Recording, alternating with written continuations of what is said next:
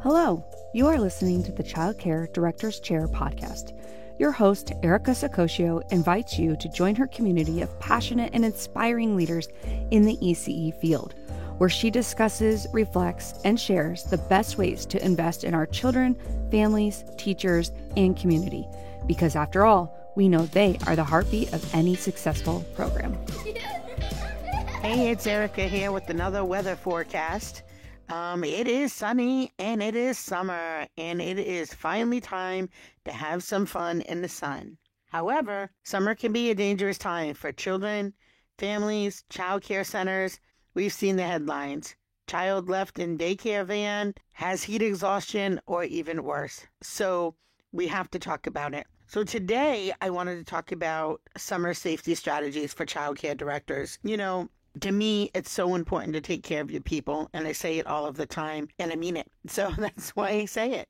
I wanted to talk a little bit about some summer safety strategies because I think that, there's so many things that we do every day, and there's so many balls that we're juggling that although our best efforts, things can still happen. And so we want to make sure that we close up any gaps that we can as quickly as possible as we roll into the summer months. So we'll start with the first thing, which is the obvious, is sun safety protocol. You want to make sure that your center has established a sun safety policy that includes regular sunscreen application and outdoor time management. So you want to make sure that your children are not outside too long, and also make sure that there is some type of shade, artificial shade, natural shade, but make sure there is shade outside for your children and your staff. They're going outside all day too with the kiddos in and out, and some of you may run a summer camp program where your program's outside almost all day. So really, really important that you have a sun safety policy in place. You also want to educate staff on the importance of UV protection and provide shaded areas for play. So I will tell you that, the staff will be really great at applying sunblock to the children, but often neglect themselves. So it's really important that you remind them to also use sunblock to protect themselves. Sunglasses, if needed, sun hats, water shirts. These are all ways to really keep the UV rays off of your skin and to keep you protected, because protecting the children from sunburns is so important, and it reduces health risks and it ensures their comfort during outdoor activities. The next thing I would think you want to consider is hydration stations. You want to set up hydration stations with easy access to water throughout the facility and outdoor play areas. And you want to make sure that you're checking on it throughout the day because they can get depleted pretty quickly. You want to encourage staff and children to drink water regularly, especially during outdoor play sessions. Now, I can tell you one way to really get people to drink water is to infuse it with some fruit and ice cubes. As soon as you put a lemon in that water has become magic, or berries or strawberries or mint. Just be careful of any allergies. But I find if I put in a few slices of lemons or limes or oranges, the kids really, really drink a lot more water. So something to consider. And it matters because proper hydration prevents dehydration and heat-related illnesses, promoting overall well-being, and pay special attention on field trips because that's typically when a lot of that overheating will happen. So although field trips are fun, they add an additional level of risk. Outdoor time. We want to make sure that we inspect and maintain outdoor playground equipment regularly to ensure safety standards are met. Now, certainly we want to do that year round, but there might be some additional factors that you might want to consider, like temperature. If you have playground equipment outside that's metal and not coated, it can get very, very hot. So you want to make sure that you're checking for things that could be affected by heat. You also want to make sure that you create a designated play area free from hazards such as sharp edges or broken equipment. So it's really important that you're doing a check in the morning, throughout the day, and at the end of the day. Also, if you have gates, make sure that those are checked to make sure that they're locked, that your staff have the key to get out. If there is an emergency, I think that is so important. Again, there's a lot of going in and out during summer camp months, and it's really, again, people are human. If you don't have a system in place, they're going to forget it. Safe environments reduce the risk of injuries and they promote confidence in the parents and the caregivers. So make sure that you are doing that. It's documented. It also protects you in certain cases in terms of liability. The other thing you want to check too, because we just came out of spring where there was a lot of rain, and I know there are a lot of places throughout the country that have had flooding. You want to check your surfacing materials. I find spring and early summer, we tend to have to refresh our mulch or sand. So make sure that you have enough thickness underneath your playground equipment to make sure that children don't get injured. So again, that's something that visually you may not always be able to tell. So pull out your ruler and make sure that your surfacing is meets the depth requirement. In allergies awareness, you want to make sure that you have an updated allergy information list for all children and staff and communicate this information clearly. And don't forget your staff. That's really important. We have some staff that have some medical concerns that need to be on the radar, including myself. I have asthma and fresh cut grass is like my number one trigger. So I could be out on a field trip and, like we're going to like Mulligan's Island tomorrow, actually, which is a golf course. And if they cut that grass right before I get there, like there's a chance I could have an asthma attack. So make sure that you also know any triggers that may be a factor for your staff. Make sure that all your staff are trained in CPR and first aid and understand proper response protocols for allergic reactions. Do they know how to use an EpiPen? Do they know how to use an inhaler?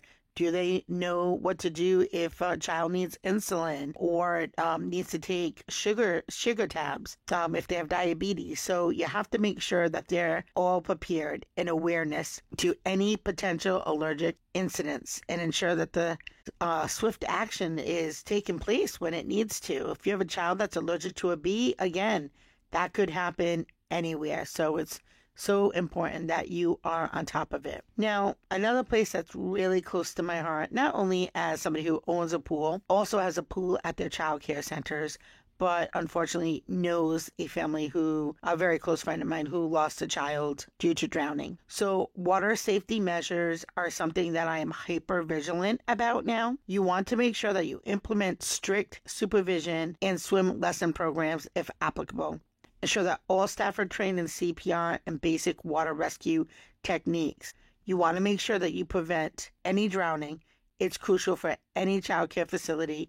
When you're near any water sources, you don't even need to have a pool to have a drowning, right? We all know that. So make sure that if you are going near water, around water, 99% of us have some type of water play during the summer.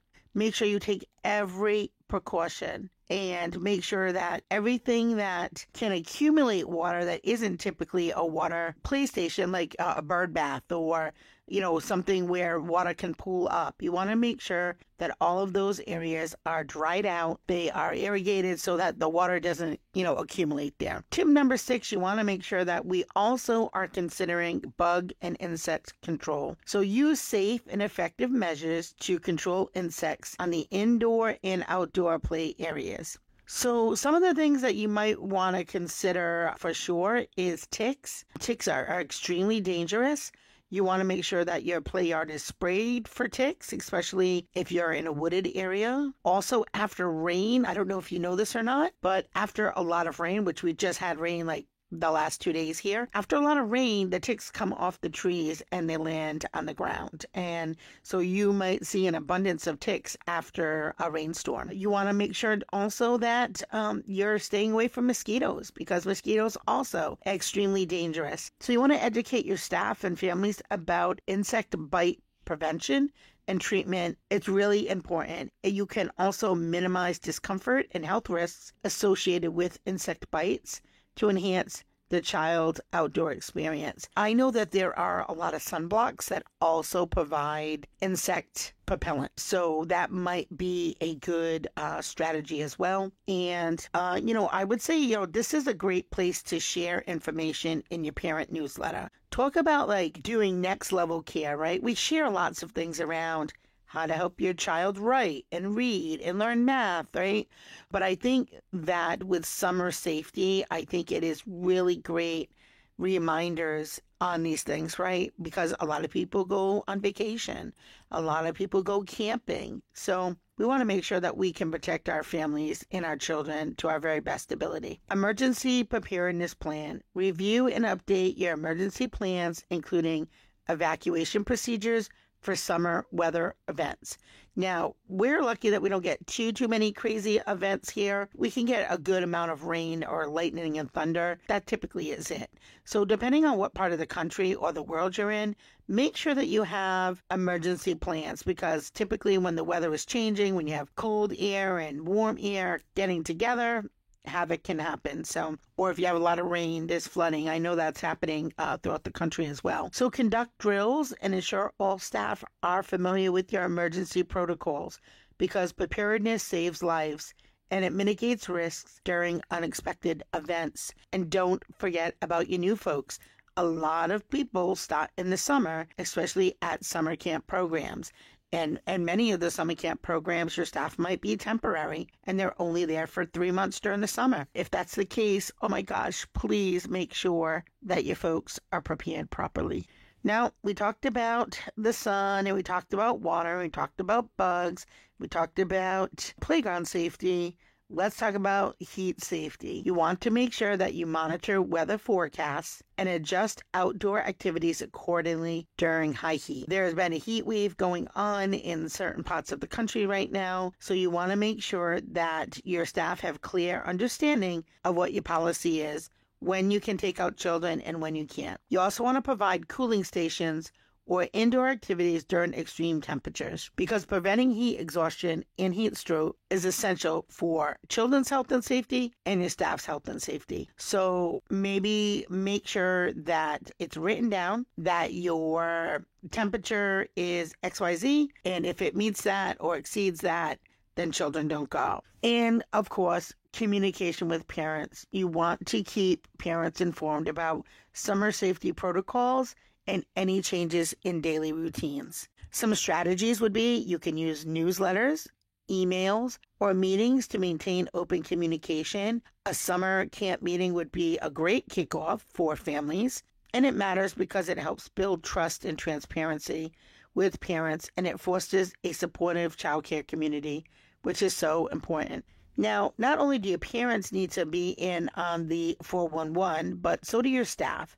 So you want to make sure that you are providing staff training and support. So ongoing training on summer safety practices, and recognize the staff for their diligence as well. Maybe we're always talking about celebrating our staff. Maybe you really look to see who makes sure that the sunblock is on every child before they go outside, who makes sure that everybody has their water shoes, who makes sure that all of their items get home, who makes sure that maybe they help the director do the floor walk in the morning to make sure that all safety practices are done in order. So, don't forget to recognize your staff for their diligence. Offer resources and support for staff to handle summer challenges effectively.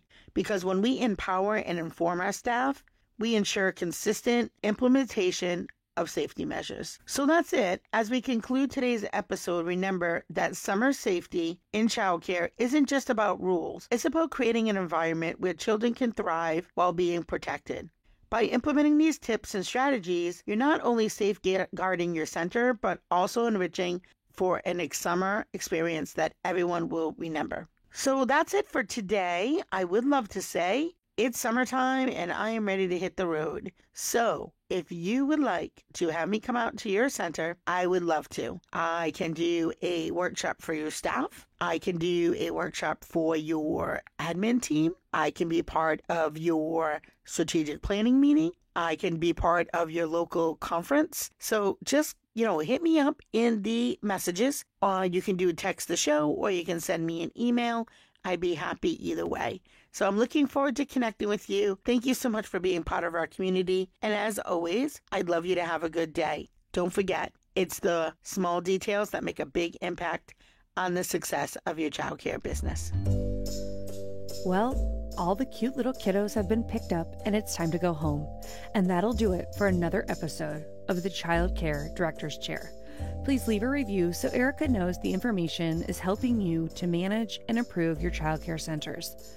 Remember to subscribe to get the latest episode from Erica's Child Care Director's Chair.